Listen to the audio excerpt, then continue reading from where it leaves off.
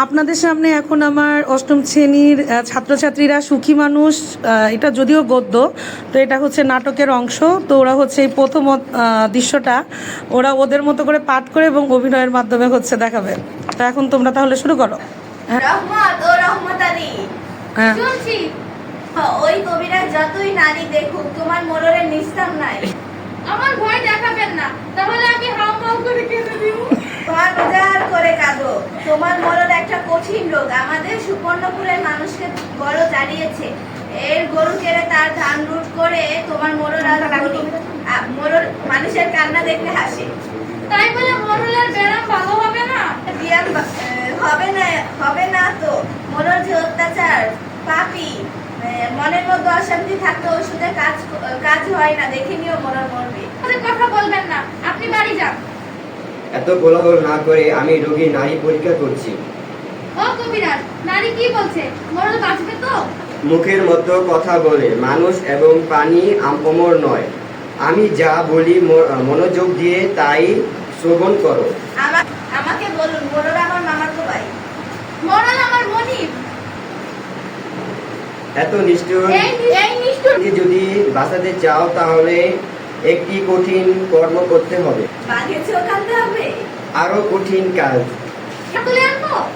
পাহাড়, সমুদ্র, চন্দ্র, নক্ষত্র কিছুই আনতে হবে না। সহ্য করতে পারছি না, জ্বলে গেল, হাত ভেঙে গেল, আমাকে বাঁচাও। শান্তি ও রহমত মোড়লের সুখ জর্তে তুলে দাও। কি? রহমত মোড়লকে শরবত দিচ্ছে। এরপরের পাঠ বলো।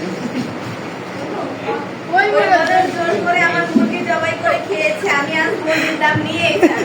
এই হাসু, এদিকে এসো, আমি সব দিয়ে দেবো, আমাকে শান্তি এনে দাও। মোড়ল তুমি কি আর কোনটি মিথ্যা কথা বলবে? আর এই তোমার মা। বলো।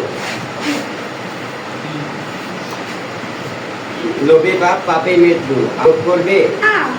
লোভ করবো না, আর এই অত্যাচার করবো না, আমাকে শান্তি দাও, সুখ দাও। বলে মনের খুশি জুড়ে যায়। আমিও ওষুধের কথা চিন্তা করি।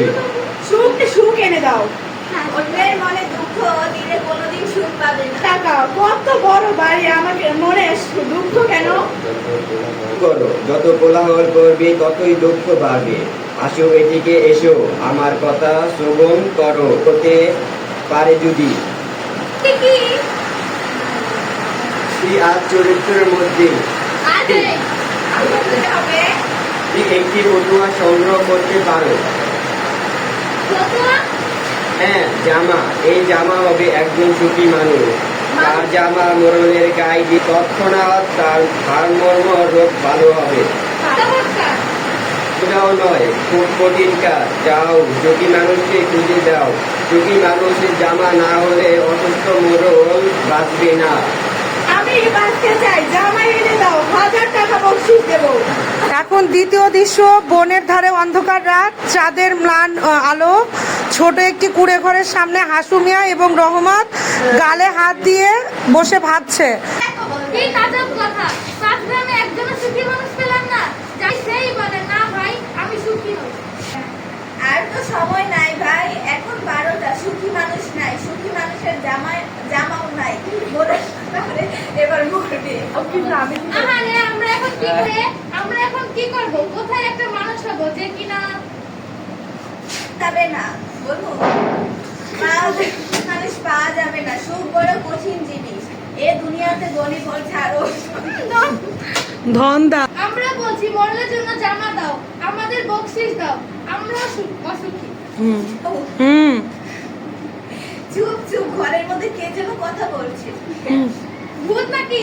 চলেন পালিয়ে যাই, ধরতে পারলে মাছ ভাজা করে খাবে।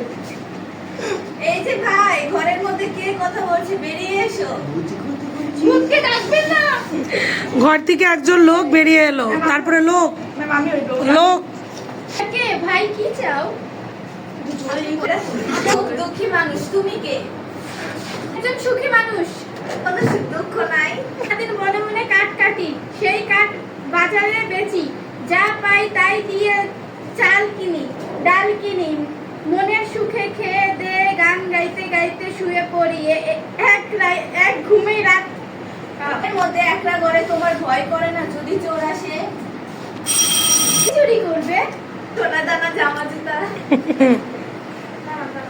পাগলের মতো হাসছো কেন ভাই?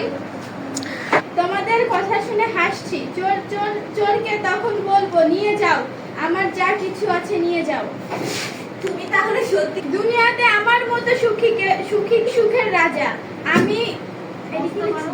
ও বাচ্চা ভাই, তোমার গায়ের জামা কোথায়? ঘরের মধ্যে রেখেছো? তোমাকে 100 টাকা দিব। তোমাকে 100 টাকা দেবো, জামাটা নিয়ে এসো। লোক জামা? রহমত, জামা মানে জামা, এই যে আমাদের এই জামার মতো জিনিস। আমাকে তোমাকে 500 টাকা দেবো, জামাটা নিয়ে এসো। মোড়ল খুব কষ্ট পাচ্ছে। লোক আমার তো কোনো জামা নেই।